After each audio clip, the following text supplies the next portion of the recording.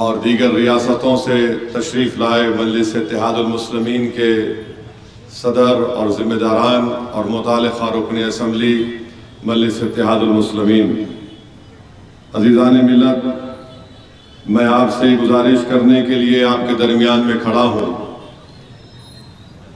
और आपको याद दिलाने के लिए कि पार्लिमानी इंतखाबात की कैंपेनिंग इंतखाबी मुहिम का कल शाम में 5 बजे अख्तिताम हो जाएगा और 13 तारीख के दिन आपको अपने वोट का इस्तेमाल करना बेहद ज़रूरी है। और मेरा पैगाम ख़ास तौर से उन नौजवानों के लिए है जिनकी पैदाइश बाबरी मस्जिद की शहादत के बाद हुई या जिनकी पैदाइश 2000 से पहले हुई और जो पहली मर्तबा इंशाअल्लाह वोट डालने जा रहे हैं। मैं उन नौजवानों को बताना ज़रूरी समझता हूँ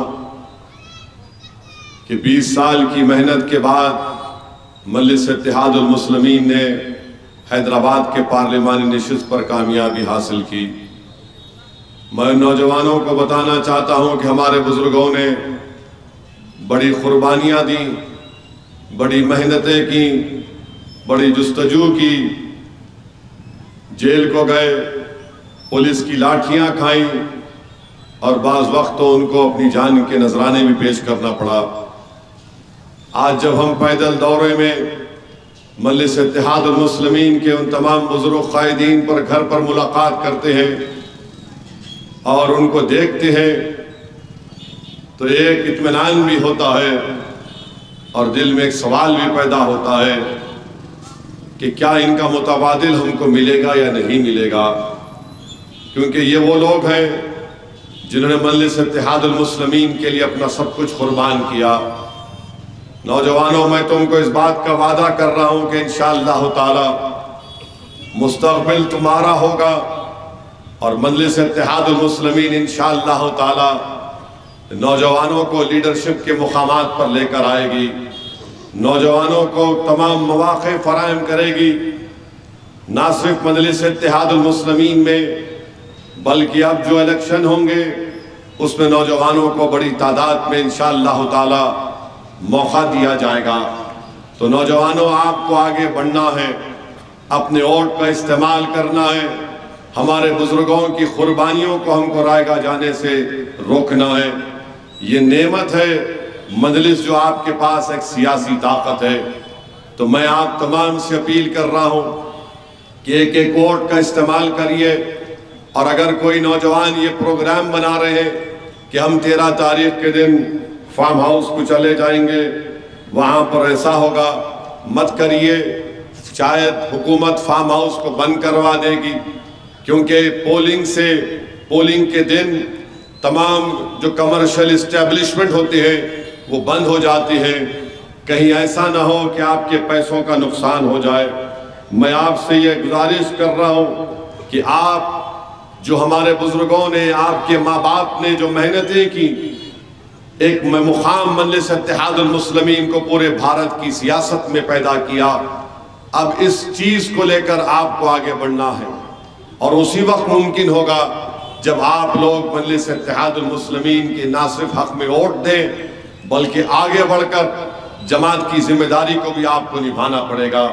मेरे अजीज दोस्तों और बुजुर्गों, 13 मई को पोलिंग और उसमें उस दिन वोट डालना इसलिए भी ज़रूरी है कि हम देख रहे हैं कि वज़ीर आज़म अपनी तक़ारीर में भारत की अक़लियतों को, मुस्लिम अक़लियत को कह रहे हैं कि घुसपैठी है, ख़वातीन ज़्यादा बच्चे पैदा करते हैं और वज़ीर आज़म की ज़बान से जुमला निकल रहा है कि हिंदू बहनों के गले से मंगलसूत्र उतार कर मुसलमानों को दे दिया जाएगा। वज़ीर आज़म मोदी कह रहे हैं कि हम जिहादी हैं। वज़ीर आज़म मोदी भारत के मुसलमानों को एक टीवी के चैनल में इंटरव्यू में कह रहे हैं कि आप ये ख्वाब देखना भूल जाइए कि आप हुकूमत को बदल सकते हैं, बल्कि मोदी ये कह रहे हैं कि मैं दुनिया में जाता हूं और देखता हूं, गल्फ कंट्रीज को जाता हूं, मुसलमान वहां पर बदल गए और यहाँ पर हिंदू मुस्लिम का माहौल बना हुआ है। नरेंद्र मोदी आप कितना झूठ बोलते हैं, कितना झूठ एक मुल्क का वजीर आजम बोल सकता है, इसका अंदाजा भी आप नहीं लगा सकते मेरे भाई। नुपुर शर्मा नरेंद्र मोदी मेरी पार्टी की है या आपकी पार्टी की है? इखलाक पीलू खान रकबर को गोश्त पर मारने वालों का आइडियोलॉजिकल ताल्लुक आपकी उस आइडियोलॉजी से है जिसको आप मानते हैं। बिल्किस बानो को, उसकी असमत रेजी करने वालों को, उसकी बेटी का कत्ल करने वालों को, उसकी मां की असमत रेजी करके मारने वालों को आपकी हुकूमत ने जेल से रिमिशन दिया। उस बच्ची की हिम्मत को लाखों सलाम जो 2002 से लड़ाई लड़ रही है और फिर से उसको 20 साल के बाद, 22 साल के बाद उसको सुप्रीम कोर्ट जाना पड़ा। तब सुप्रीम कोर्ट ने जिन लोगों को आपने छोड़ा उनको सुप्रीम कोर्ट ने जेल को वापस भिजाया। मजहब तब्दीली का कानून मोदी आपने बनाया। लव जिहाद का एक तमाशा आपने खड़ा किया। बताइए फिर मोदी कहते हैं कि हमारे देश में हिंदू मुसलमान हो रहा है। और आज नरेंद्र मोदी ने नहीं कहा था कि कपड़े देखकर पहचानो कौन मुजरिम है। कब्रिस्तान शमशान किसकी जबान से निकला था? नरेंद्र मोदी आपकी जबान से निकला था। 1200 साल की गुलामी के बाद इस देश को आजादी मिली। आपने कहा था जब आप पार्लियामेंट में पहली तकरीर कर रहे थे, अरे देश की गुलामी तो 200 साल के अंग्रेजों की थी, मगर आपने 1200 साल की गुलामी का जिक्र किया। मेरे अजीज दोस्तों और बुजुर्गों, इसीलिए आपको 13 तारीख के दिन निकलकर अपना एक कोड मशीन में जो पहला नंबर है पतंग का, उस पर बटन दबाना पड़ेगा। और आप देखते हैं कि मुल्क के होम मिनिस्टर अमित शाह हैं और अमित शाह कहते हैं कि 40 साल से रजाकारों का हैदराबाद पर कब्जा है। अमित शाह आप एक होम मिनिस्टर हैं या क्लर्क हैं? 40 साल से रजाकारों का कब्जा हैदराबाद पर है। क्या हैदराबाद की अवाम भारत के शहरी नहीं है? क्या मजलिस इत्तेहाद उल मुस्लिमीन एक सियासी जमात है, तो आप उस सियासी जमात को रजाकारों से मिला रहे हैं? अरे जो रजाकार थे पाकिस्तान चले गए, जो वफादार थे वो तुम्हारी और मोदी की आंखों में आके डालकर अपने हक की लड़ाई लड़ रहे हैं, और आप कह रहे हैं रजाकारों का 40 साल से कब्जा है। मेरे अजीज दोस्तों और बुजुर्गों, ये अमित शाह और फिर मोदी कल तकरीर में बोल दिए कि कांग्रेस ने, BRS ने हैदराबाद को MIM को लीज पर दे दिया। ये हैदराबाद की आवाम क्या कोई गाय बैल और भेड़िए हैं, बकरियां हैं? या इंसान नहीं रहते कि लीज पर दे दिए? यहाँ पर हिंदू भी रहते हैं, दलित भी रहते हैं, बैकवर्ड क्लास के लोग रहते हैं, मुसलमान रहते हैं, ईसाई रहते हैं, सिख रहते हैं, मराठे रहते हैं, और मोदी जी बोल रहे लीज पर दे दिए। अरे लीज पर तो आपने दिया एयरपोर्ट, जितने एयरपोर्ट हैं आपने सबको बांट दिया अपने चाहने वालों को।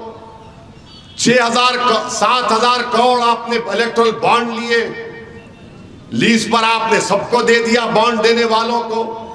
आपके 10 साल में, नरेंद्र मोदी के 10 साल में उनके चाहने वालों को बैंक से 6,000 करोड़ का लोन आपने दिलवाया।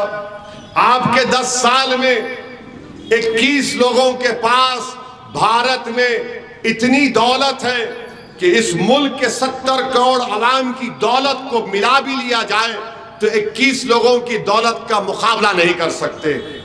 नरेंद्र मोदी बोल रहे हैदराबाद को लीज पर दे दिया गया। और फिर आप देख रहे हैं कि इनकी बीजेपी की कैंडिडेट तीर का एक निशाना बनाती है मस्जिद के ऊपर। जो मस्जिद के ऊपर नहीं था, हैदराबाद के अमन के ऊपर था। हैदराबाद में फसाद कराना चाहती है बीजेपी, तेलंगाना के अमन को बर्बाद करना चाहती है बीजेपी। और फिर इनकी एक मोहतरमा है, MP है, महाराष्ट्र से आए, आकर बोलते हैं तकरीर में कि मेरे को 15 सेकंड दो, मैं दोनों भाइयों को ऐसा कर देती हूं। अम्मा, कभी कभी बासी कढ़ी को भी उबाल आ जाता, समझे ना? समझे आप लोग? बासी कढ़ी को भी कभी कभी उबाल आ जाता। 16 सेकंड में यूं करते कहते अब बोलो कहां पे आना, मैं आता हूं। मोदी के दिल्ली के घर के सामने आकर ठहर जाऊं पूरे मेरे खानदान को लेके? बताओ, तुम्हारे दफ्तर पे आ जाऊं, तुम्हारे घर पे आ जाऊं? 16 सेकंड में ऐसा कर देते। करो ना, करके दिखाओ। तुम क्या कर सकते? तुम अतीक की तरह मेरा हशर कर सकते हो, तुम मुख्तार की तरह मुझे जहर दे सकते हो, तुम पीलू खान रकबर की तरह मुझे मार सकते हो। तुम मार ही सकते ना, तुम बचाने वाले तो हो ही नहीं। तुम बर्बाद करने वाले हो, तुम नफरत फैलाने वाले हो, तुम हिंदू मुस्लिम की नफरतों की दीवार को बढ़ाने वाले हो। तुमको असदुद्दीन ओवैसी के नाम से नफरत, मजलिस को वोट दिए तो पाकिस्तान को वोट जाएगा। अरे ये पाकिस्तान से इतनी मोहब्बत क्यों है? मीडिया वाले आके मेरे को पूछते, अरे ये पाकिस्तान बोले, अरे दीवानों, पाकिस्तान इतना है, भारत इतना बड़ा है, पाकिस्तान एक टायर नहीं बना सकता, मगर ये लोग पाकिस्तान की बात करके हिंदुस्तान की तौहीन कर रहे हैं। और बार बार बोलते ये पाकिस्तान, वो फुला। अरे पाकिस्तान का नाम तुम्हारी जबानों पर क्यों आता? संघ परिवार के लोगों, मजलिस को वोट दिए तो पाकिस्तान को वोट देने के बराबर है। मैं गया था पाकिस्तान को, जब मैं पाकिस्तान को गया था, यशवंत सिन्हा जिसमें बीजेपी के एमपी भी गए थे, जियो टीवी पाकिस्तान में एक बहस हुआ पाकिस्तान के एमपीज के साथ। उस पाकिस्तान के एमपीज के सामने लाइव टेलीकास्ट पाकिस्तान में हो रहा था। मैंने उनके सामने कहा कि हिंदुस्तान के मुसलमानों की फिक्र करना छोड़ दो। हमारे बुजुर्गों ने 47 में फैसला ले लिया, हमने जिना के 2 नेशन थ्योरी को ठुकराया, हमने भारत को ख्वाजा अजमेरी का मुल्क माना, हम यहीं पर रुक गए। अब तुम भारत की फिक्र मत करो, अपनी फिक्र करो। मैंने पाकिस्तान टीवी में, उस वक्त कीर्ति आजाद वो मशहूर क्रिकेटर बीजेपी के एमपी थे, मैंने कहा तुमने जिहाद के नाम पर तुम्हारे मुल्क को बर्बाद कर दिया। सन्नाटा तारी हो गया। पाकिस्तान के 3-4 एमपी बैठे हुए थे, उसमें एक मशहूर एमपी साहब भी है, उनका नाम शाह अहमद साहब है। टीवी पर मैंने कहा भारत की फिक्र करना छोड़ दो। जब वापस हिंदुस्तान को आया तो बीजेपी के एमपी बोले कि असद साहब तुमने लाजवाब कर दिया और तुमने ऐसा बोल दिए, हम नहीं सोचे थे। मैंने उनसे कहा कि तुम्हारा दिमाग खराब है, क्योंकि तुम मुझे इस नजरिए से देखते हो कि मुसलमान हूं और मैं पाकिस्तान की तरफ देखता हूं। अरे पाकिस्तान की तरफ हमको क्या देखना है? जो जाना था चले गए, हम नहीं गए।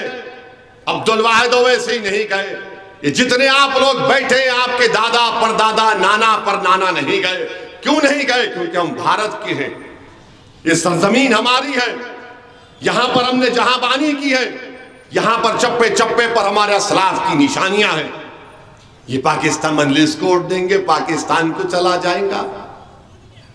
और मेरे भाई, कोई मुझे मीडिया वाले पूछे कि फुला लीडर बोले कि पाकिस्तान के पास न्यूक्लियर बम है। भारत के पास भी है न्यूक्लियर बम, हमारे पास भी है।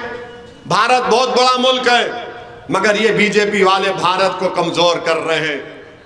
पाकिस्तान से हिंदुस्तान का मुकाबला क्या मुकाबला है बताओ? कोई मुकाबला नहीं है, मगर मुसलमान को सामने रखकर ये इनकी नफरत है, ये इनके दिमागों में एक फितूर है जो ये कभी नहीं निकालेंगे।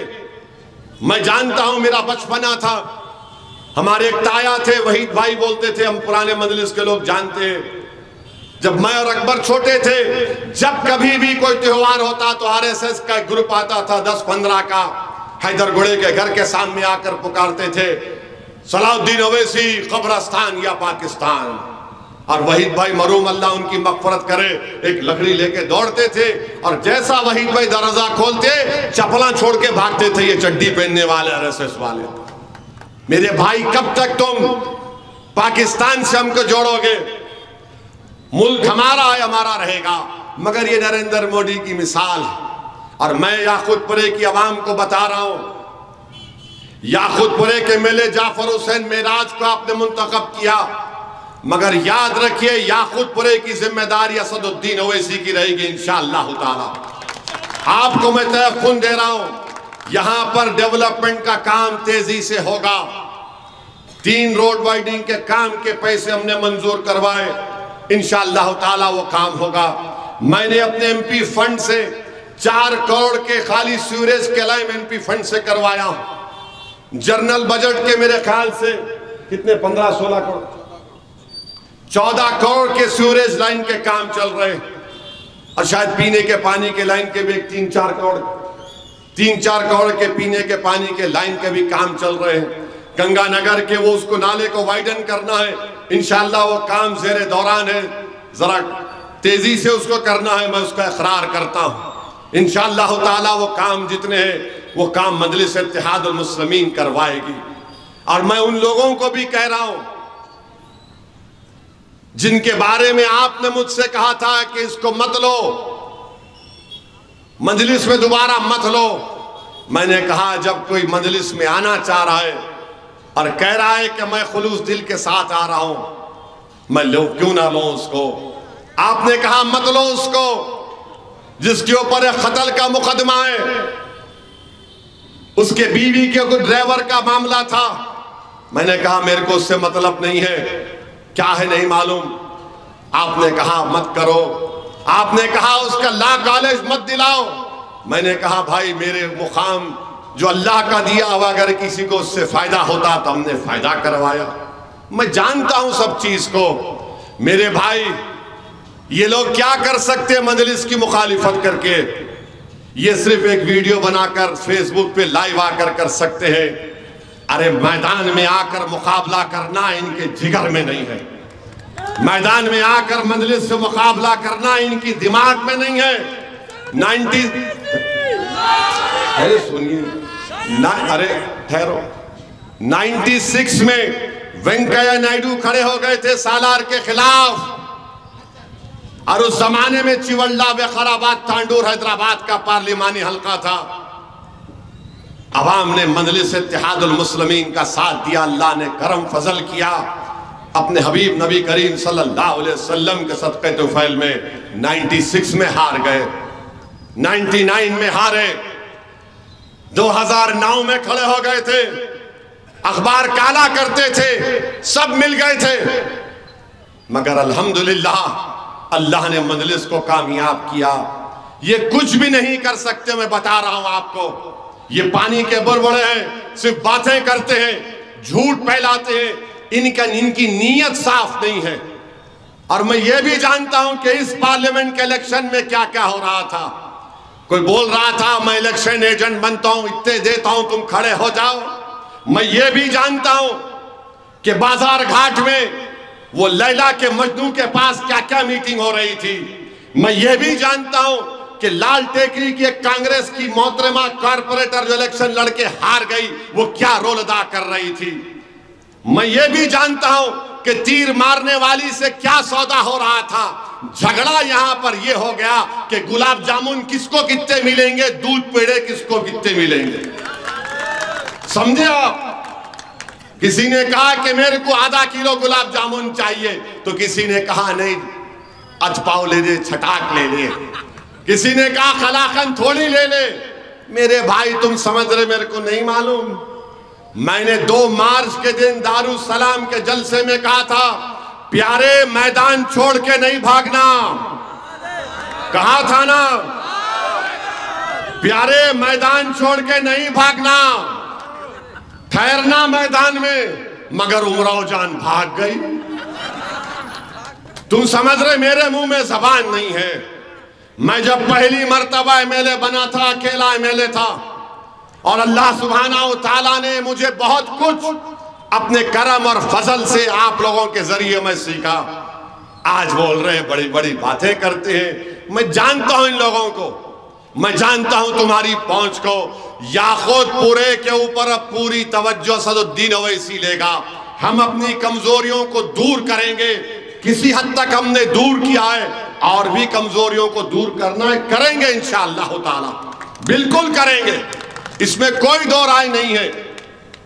कुछ ना कुछ कमजोरी थी होगी, और बहैसियत एक जमात के जिम्मेदार के मैं उसको देख चुका हूं और इंशाअल्लाह ताला मैं आपको बता रहा हूं, जाफर हुसैन मेराज एक कामयाब एमएलए साबित होगा इंशाअल्लाह ताला।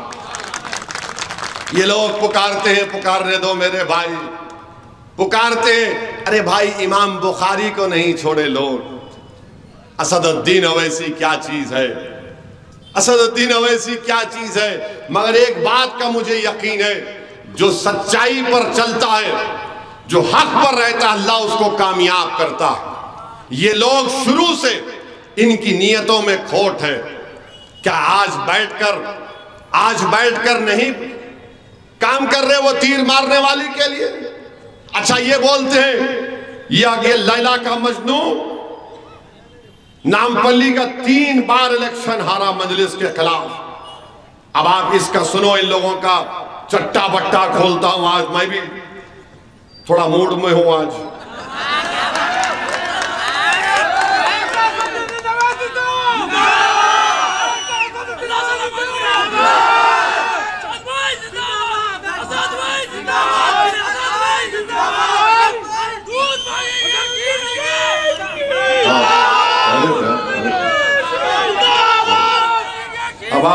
अब आपको मैं ये सब बातें क्यों कह रहा हूं और एक प्रूफ दे रहा हूं आपको। अरे ठहर जाओ, ठहर जरा।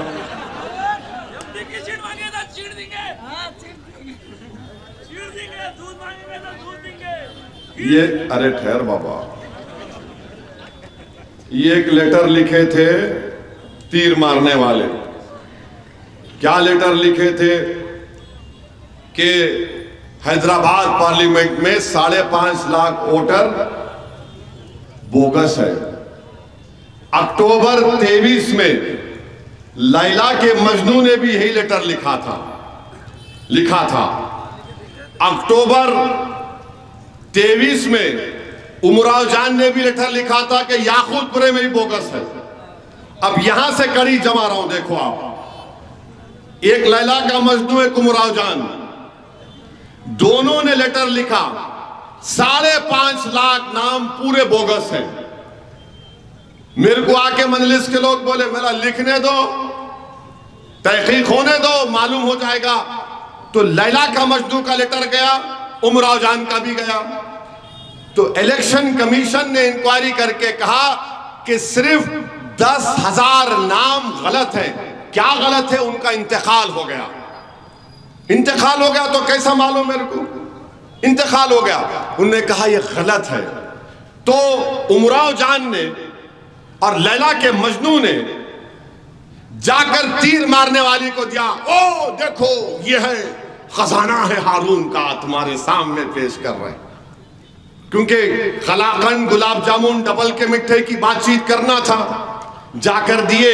उन्होंने क्या करे, फरवरी 2024 में लिख दिए ये 5.5 लाख नाम बोगस है। तो इलेक्शन कमीशन ने जो लेटर लिखा, मेरा लेटर नहीं है, उन्होंने लिखा कि ये नामपल्ली का हारा हुआ लैला का मजनू अक्टूबर 2023 में यही लेटर लिखा था। सेम लेटर, खाली नाम बदल गया, बीजेपी का नाम आ गया। उन्होंने कहा कि हम फिर से तहकीक करें और हमारी इंक्वायरी के बाद इतने हजार लोग के नाम निकाले गए। कौन? जो मर गए। नाम लिखा उन्होंने कि ये नामपल्ली का कांग्रेस का लीडर, यही लेटर, वही मैटर, एक एक वर्ड वही। अरे नकल करने को अकल भी चाहिए बीजेपी वालों। दे दिए। इलेक्शन कमीशन का लेटर आ गया कि सब गलत है। तो अब जो वोटर लिस्ट आई उसमें 11,000 नाम बढ़ के आ गए। अब नहीं मालूम कितने जफर पहलवान के पैदा किए हुए बच्चे हैं, नहीं मालूम। नहीं बोल रहा हूं पहलवान,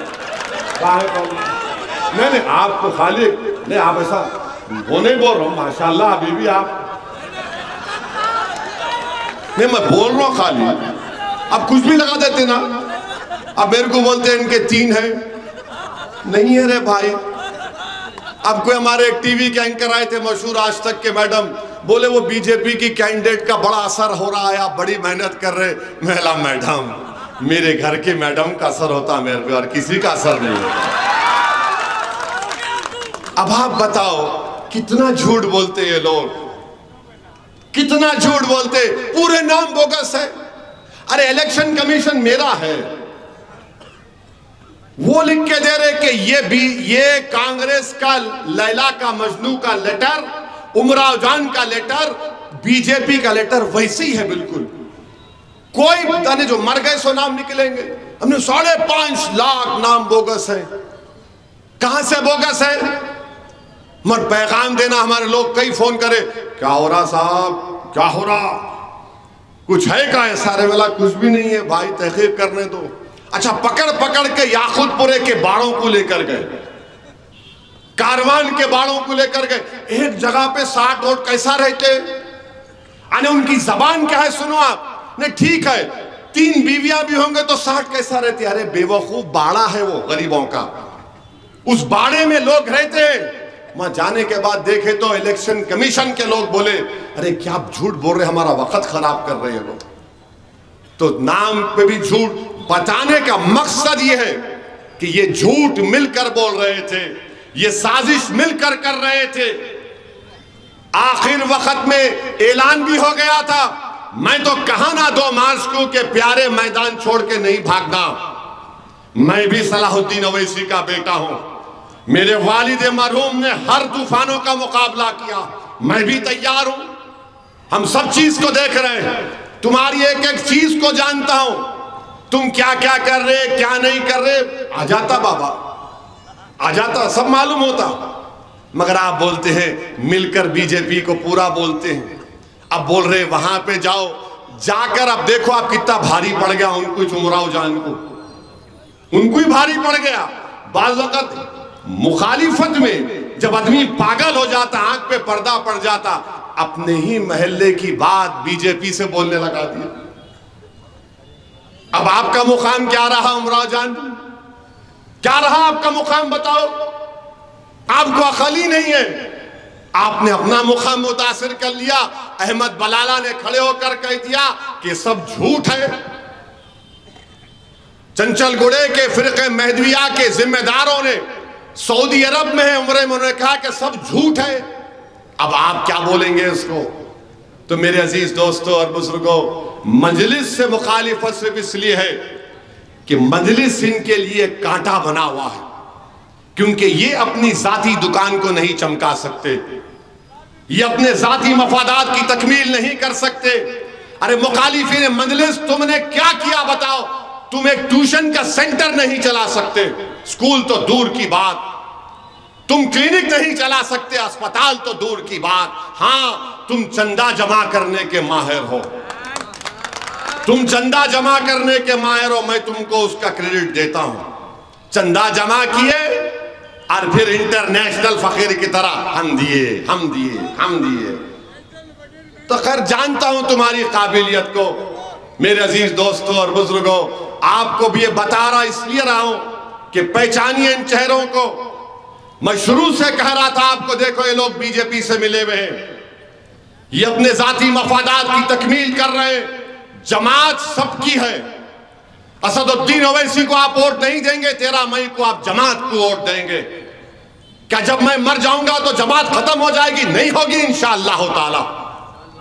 मैं मरूंगा, इसका जमीन में चला जाऊंगा, मर सुबह क़यामत तक जमात को आबाद और शादाब रखना है। ये जो लोग हैं मुफाद परस्त हैं, मुनाफिकीन हैं, ये अपनी जाती मफादात के लिए 60 साल की मेहनत को खत्म करना चाहते हैं। क्या क्या हमारे बुजुर्गों ने नहीं किया था, आज वो सब मेहनतों को खत्म करना चाहते हैं। वो क्या हाल करना चाहते हैं हमारा, जो उत्तर प्रदेश में शौकत से पूछिए हमारे सदर। लोग बोलते हैं मजलिस के बारे में, अरे शौकत से पूछिए कि ईद की नमाज उत्तर प्रदेश के मसाजिद में 3-3 जमातें हुई। उलमा अपील कर रहे थे कि रोड पे नमाज मत पढ़ो, और आपका हाल यह है शहर हैदराबाद का अल्हम्दुलिल्लाह कि तहज्जुद की नमाज आप रोड पर पढ़ रहे थे। तहज्जुद की नमाज आप माह रमजान में रोड पे पढ़े नहीं पढ़े बताइए? उत्तर प्रदेश में ईद की एक नमाज 2-2 जमातें हो रही थी मस्जिदों में। मेरे भाई देखो, ये मजलिस के मुखालिफिन वही हाल करना चाहते हैं, बुलडोजर आपके घर के सामने लाना चाहते हैं। एनकाउंटर को आम करना चाहते हैं। यही लोग हैं अपने जाती मफादात की तकमील के लिए। कितने साल से लोग अवाम को बेवकूफ बना रहे हैं। 31 साल से इनका एक ही मकसद है कि मंजलिस के मरकज सियासी को खत्म किया जाए। 31 साल से इनकी ही कोशिश है कि मंजलिस को खत्म कर दो। जिस तरह क़ियादत खत्म हो गई उत्तर प्रदेश में डॉक्टर फरीदी के इंतकाल के बाद, जिस तरह क़ियादत खत्म हो गई बिहार में, अब अख्तरुल ईमान उसको लेकर आगे बढ़ रहे हैं। मेरे भाई पहचानो इस, आपको मुझसे इख्तलाफ होगा, किसी से होगा, तो मैं तुम्हारे घर को आके माफी मांगने को तैयार हूं, मगर ये जमात तुम्हारी है मेरे भाई। मैं तो एक सिपाही हूं, मैं तो एक सिपाही हूं इस जमात का। कब तक जिंदा रहूंगा अल्लाह जानता है, मगर आपको एक बात बता रहा हूं, अल्लाह जब तक जिंदा रखेगा। मेरी जिंदगी सिर्फ मंजलिस है, मैं बता रहा हूं आपको। मेरी अल्लाह की इबादत, जिक्र, कुरान की तिलावत के बाद मेरी जिंदगी मंजलिस है, मंजलिस है और मंजलिस ही रहेगी। क्यों मारे मारे फिरता हूं हिंदुस्तान के कोने कोने में। मेरी गाड़ी पर गोलियां चलाई गई, शौकत था बैठा हुआ, 6 गोलियां चलाई, और सुबह में हम फिर निकल के गए उत्तर प्रदेश को कि नहीं जाना है। क्यों गए? अगर किसी पे गाड़ी पर गोली चल जाती तो 2 दिन 4 दिन को निकलता नहीं। मैं बोला नहीं, मैं जाऊंगा, मेरी मौत लिखी हुई है तो होकर रहेगी।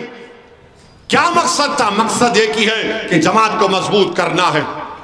कल हशर का मैदान होगा, मजलिस के तमाम जिम्मेदारान रहेंगे, मैं क्या मुंह दिखाऊंगा उनको? उसी का एक जिम्मेदारी, अमानत है ये, उसको लेकर चलना है, उस जमात को मजबूत करना है। मैं जानता हूं कि वतन अजीज में मुस्लिम अक़लियत की जब तक सियासी ताकत नहीं होगी, कोई पलट के नहीं पूछेगा, कोई पलट के नहीं पूछेगा। महाराष्ट्र में 48 लोकसभा की सीटें, 1 करोड़ 11 लाख मुस्लिम अक़लियत है। कांग्रेस का लीडर बोलता है एक मुसलमान को टिकट नहीं देते। राजस्थान में टिकट नहीं, मध्य प्रदेश में टिकट नहीं, छत्तीसगढ़ में टिकट नहीं, दिल्ली में नहीं, 11 रियासतों में किसी को टिकट नहीं दिया कांग्रेस पार्टी ने, और आकर सिर्फ हैदराबाद में निशाना बना रहे। इम्तियाज जलील लड़ रहा है औरंगाबाद का इलेक्शन, उसके खिलाफ शिवसेना को खड़ा किए। मैं औरंगाबाद की आवाम को आज के बड़े बाजार के जलसे से उनसे गुजारिश करूंगा कि इम्तियाज जलील मेरा बाजू है।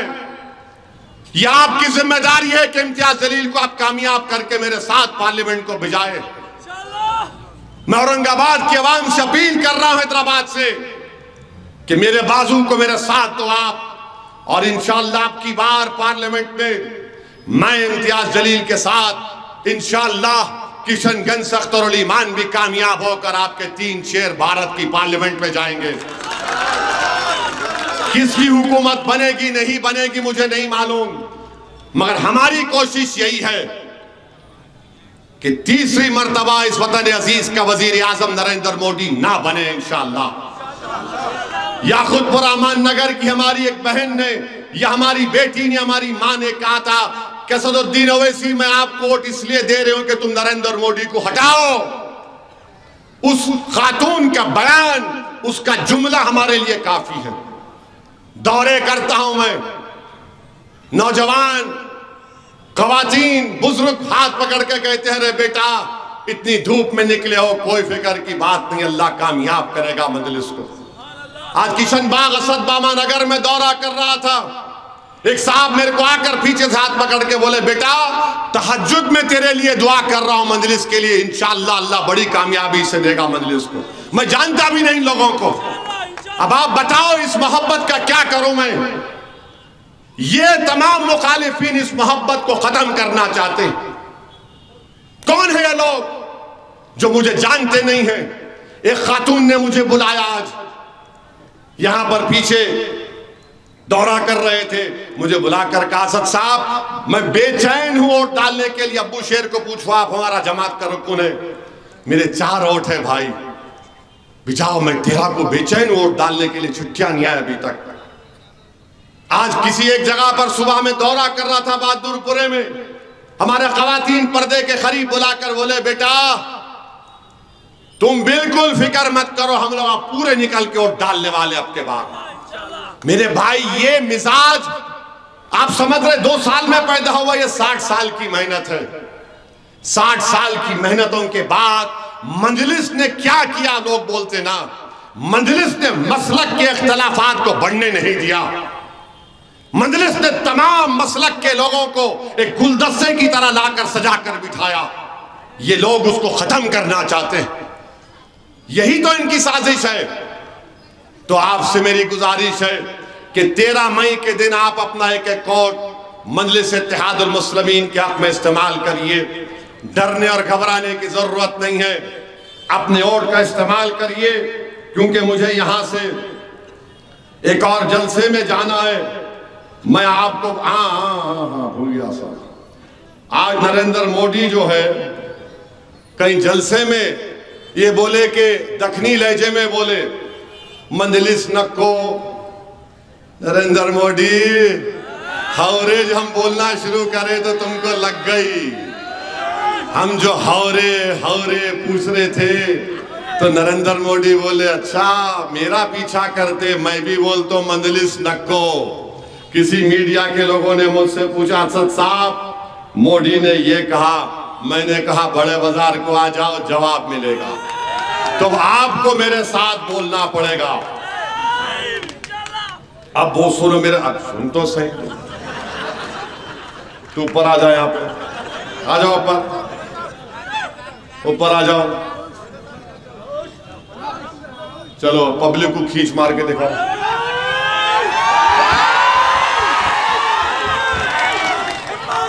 आप रुक जाओ, यहाँ रुक जाओ, बैठ जाओ। अल्लाह के लिए 2 मिनट। ये भी है भाई, ये कहीं नहीं मिलते ऐसे लोग दुनिया में, नहीं मिलता, ये जज्बा नहीं मिलता, कहीं नहीं मिलता।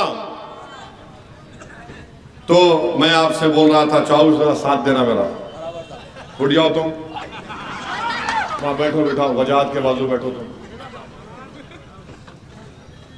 तो अब आप मेरे साथ बोलेंगे, सुनो मोदी, सुनो आरएसएस, बैगन को बोलो, रजाकार का झूठ, बैगन को बोलो, आत्मनिर्भर भारत की बातें, बैगन को बोलो, मुस्लिम रिजर्वेशन का झूठ, बैगन को बोलो, आईएस रोहिंग्या घुसपैठिए की गालियां, बैगन को बोलो, क्रिकेट टीम में मुसलमानों के रिजर्वेशन का झूठ, 56 इंच की बातें। अब हाउ और नहीं, हाउ और नक्को में बोलने का है। अब आपको मैं जो बोलूंगा आप नक्को में बोलना है, हाउ में बोलना, सोच के बोलो। अब क्या बोलेंगे आप? मोदी के 5 और साल नक्को, बेरोजगारी के 5 और साल, गुर्बत के 5 और साल, ये जुल्म के 5 और साल, हिंदुत्व के 5 और साल, बुलडोजर के 5 और साल, गौ रक्षक के दहशत के 5 और साल, हिजाब, अजान और हलाल को गाली के 5 और साल। मोदी जी नक्को नक्को नक्को। अब आप जो है मित्रों जो है अब परेशान है हैदराबाद के बारे में, समझ में नहीं आ रहा उनको कि क्या करना। 13 तारीख के दिन आपको कोई अफवाह बोलेगा ऐसा हुआ कुछ भी नहीं होगा। आपका काम मजलिस के अराकीन बल्दिया से मैं कह रहा हूं, आपको सुबह 5 बजे से शाम में 7 बजे तक आपको फील्ड पे रहना है। और हमारे पोलिंग एजेंट्स का काम यह है कि सुबह 6 बजे जाना, मॉक वोटिंग होती है उसको देखना, पोलिंग खत्म होने के बाद ईवीएम को सील लगेगा, सर्टिफिकेट लेके वापिस आना। एक एक कारपोरेटर मैदान पे रहना। और मैं खुद फिर रहा हूं, असेंबली इलेक्शन की तरह नहीं होना चाहिए, मैं खुद फिरूंगा। आप सब मिलकर हमको मेहनत करना है। और मजलिस के जो अराकीन जिम्मेदार हैं, जो बाहर रहेंगे, आपका काम यह है कि पोलिंग करवाना, पोलिंग करवाना। और आपसे, आवाम से मेरी अपील है कि वोट का इस्तेमाल करो मेरे भाई, वोट का इस्तेमाल करो। एक तारीखी कामयाबी से मजलिस इत्तेहादुल मुस्लिमीन को हमकिनार करिए, पोलिंग करवाइए। और पोलिंग से ही हमारी अक्सरियत बढ़ेगी। डरने और घबराने की आपको कोई जरूरत नहीं है।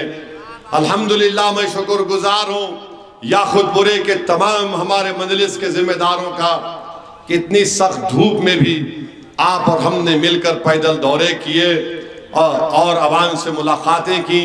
एक 3-4 दिन से माशाअल्लाह मौसम थोड़ा अल्लाह के करम से खुशगवार हुआ है। और 13 मई के दिन अब तक का जो वेदर का प्रेडिक्शन है, महकमे मौसमियात कह रहा है कि 36 डिग्री टेम्परेचर होगा। तो इंशाअल्लाह ताला अल्लाह रहम करे, अल्लाह फजल करेगा और हमको डरने और घबराने की जरूरत नहीं है। अल्लाह की जात पर अटूट तवक्कल करिए। मेहनत करना हमारा काम है, जुस्तजू करना हमारा काम है। मजलिस के मुखालिफिन की बातें, उनकी साजिशें, उनकी वीडियोस को नजरअंदाज करिए। मेरे भाई याद रखो, ये दुनिया में जो आया है ना, वो खबर में जाएगा और उसको जवाब देना पड़ेगा अपने झूठे इल्जामात के बारे में। तुम जितना बोल सकते बोल लो, मेरे को कोई फर्क नहीं पड़ेगा। मेरा दिल आज भी साफ है। तुम इतने गालियां देकर भी अगर कल मेरे घर को आके बोलोगे कि हमसे गलती हो गई, तो मैं तुमको गले से लगाने को तैयार हूं।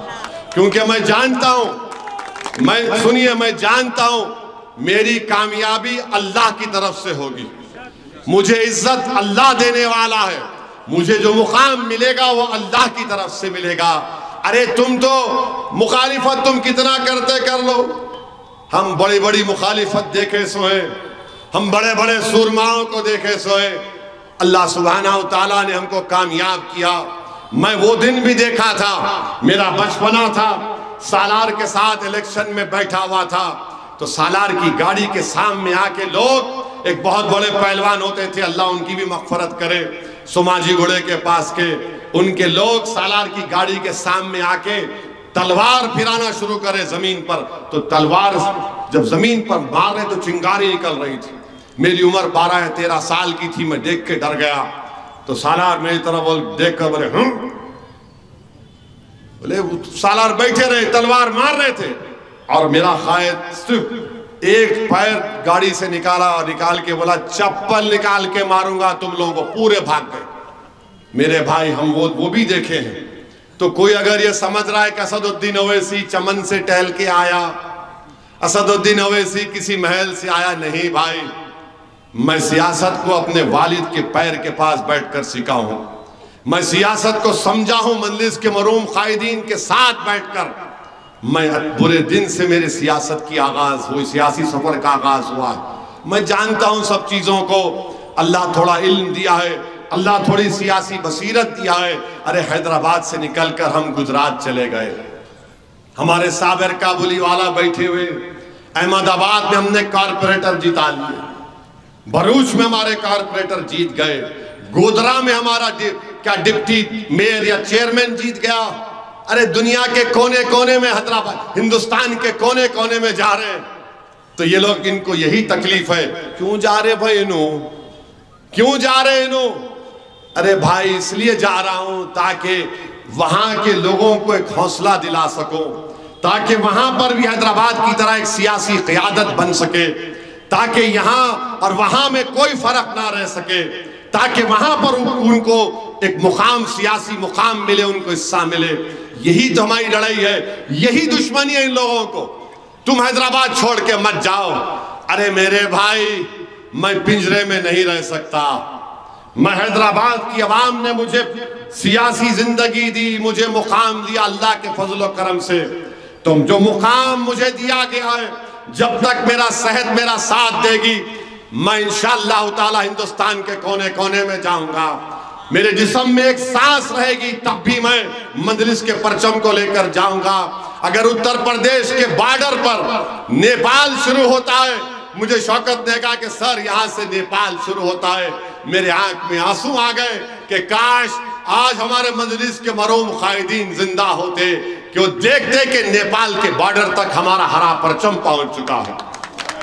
अख्तर अली ईमान ने मुझसे कहा कि सर ये किशनगंज का बॉर्डर है, यहां से बांग्लादेश चंद मील से शुरू होगा। मुझे बड़ी खुशी हुई कि मजलिस का परचम वहां तक पहुंच गया। आसाम को गए 2012 में, जब वहां पर बूडोलैंड का झगड़ा शुरू हुआ तो किसी ने कहा यहां से भूटान शुरू होता है, तो 50 डॉक्टरों की टीम को हम लेकर गए थे। मैंने कहा अल्लाह का करम है कि हम यहां तक पहुंच गए। यही तो मेरा मकसद है, यही तो मुझे खुशी मिलती है कि चलो हम यहां तक पहुंच गए। गुजरात में चले गए और हमारी खुशकिस्मती है कि अल्लाह ने हमको शौकत जैसा एक सदर दिया, साबिर काबुली वाला जैसा हमको एक दर्दमंद इंसान दिया। मेरे भाई इसी की तकलीफ है। सब यही बोलते इन्हों क्यों निकल रहे हैदराबाद से, हर मसले पर क्यों बोलते, अरे मैं क्या गूंगा अंधा बनकर बैठ जाऊं बिल्किस बानो को देखकर, मैं बुलडोजर घर को तोड़ता हुआ देखकर खामोश बैठ जाऊं, मैं बच्चियों के सरों से हिजाब निकाला जा रहा है खामोश बैठ जाऊं। बताओ क्या खामोश बैठूं मैं, कैसा खामोश बैठूंगा मैं? कल मुझे भी तो अल्लाह के पास जवाब देना है ना। मैं इसीलिए कोशिश कर रहा हूं ताकि हमारे इन बच्चों का मुस्तकबिल अच्छा हो सके। मुझे कामयाबी मिलेगी नहीं मिलेगी नहीं मालूम, मेरे अराकीन मेरे जिम्मेदारों को मिलेगी नहीं मिलेगी, मगर जब हम कफन में हमको रखकर कब्र में उतारा जाएगा तो ये तिश्नगी तो नहीं रहेगी कि हमने कोशिश नहीं की। कोशिश करना हमारा काम है, कबूल करना और कामयाबी देना और रब का काम है। हम कोशिश करेंगे। तो ये आपकी सरजमीन है। अब कोई मोदी आकर अमित शाह आकर हमको बोलेगा हैदराबाद में ऐसा कर देंगे।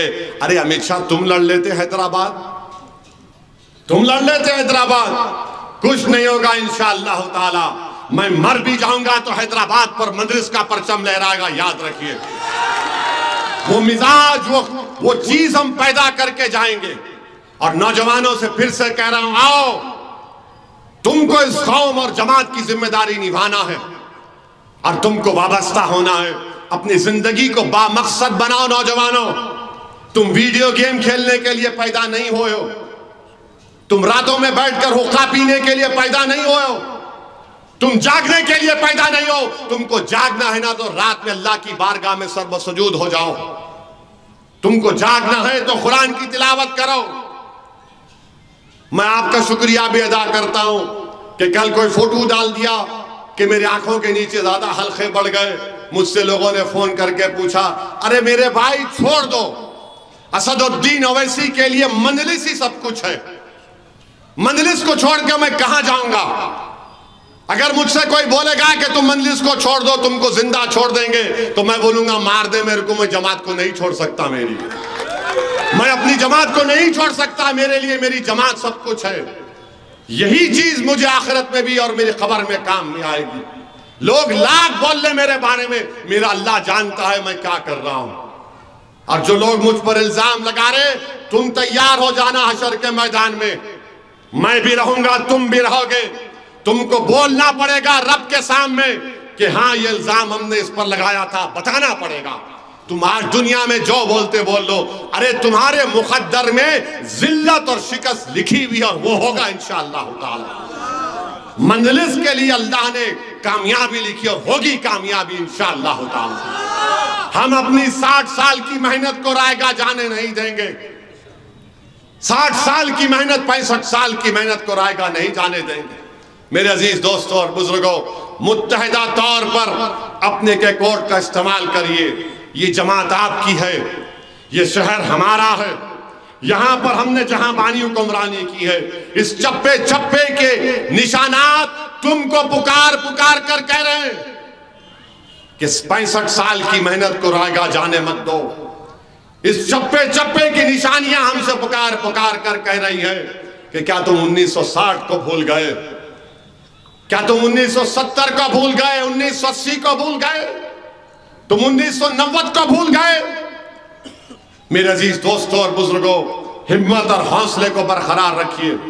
हुकूमत किसी की बनती है, अगर बगैर मोदी की बनती है तो मजलिस यकीनन उसकी तायीद करेगी इंशाअल्लाह ताला।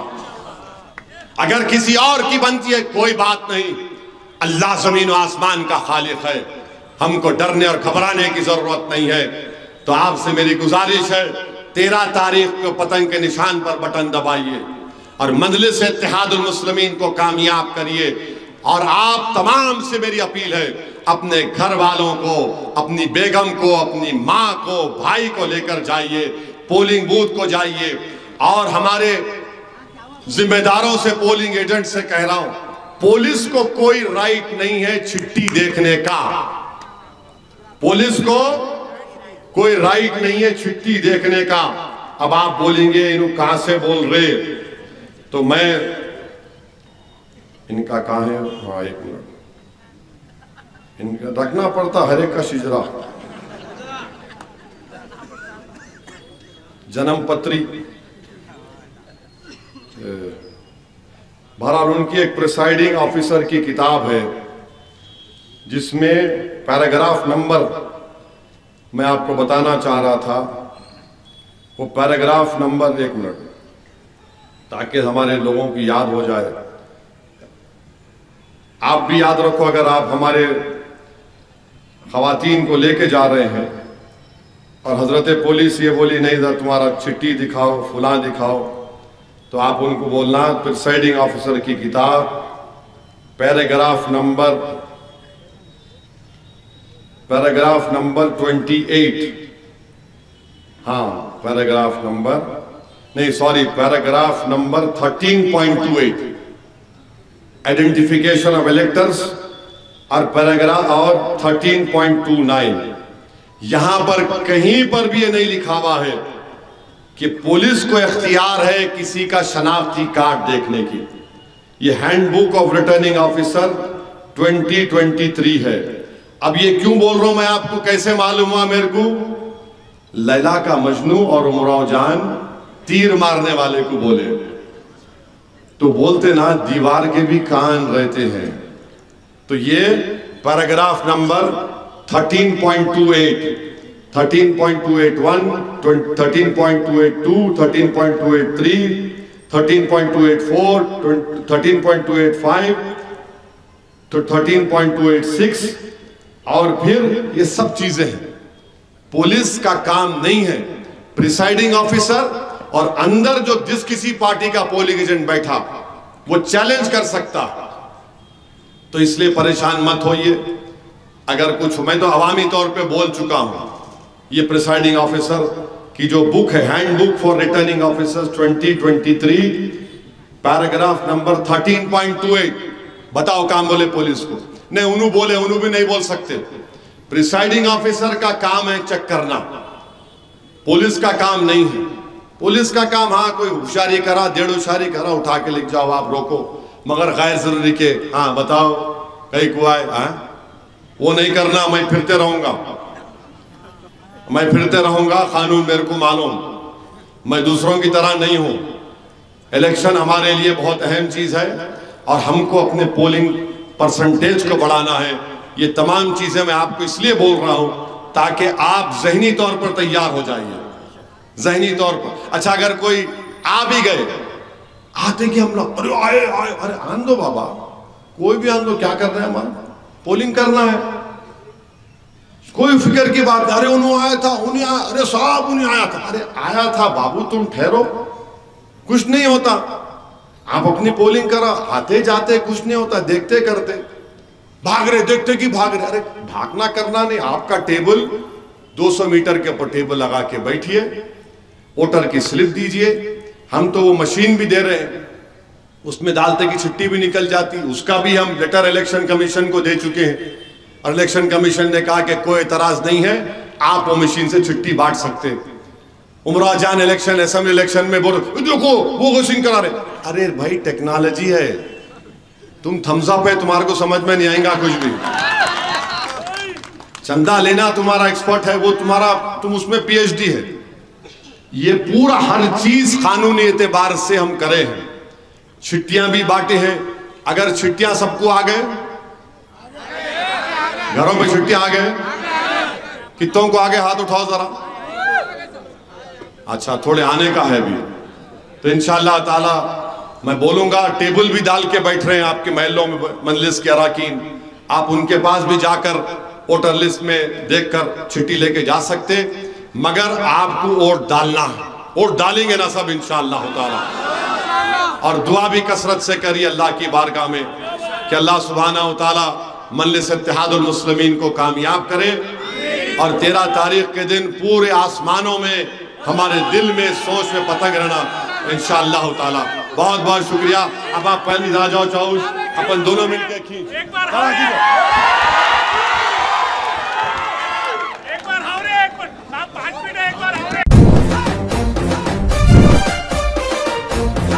मशीन के ऊपर जो पहला नंबर होगा वो पतंग के निशान का होगा। आप पहले नंबर के ऊपर आप पतंग के निशान पर बटन दबाइए।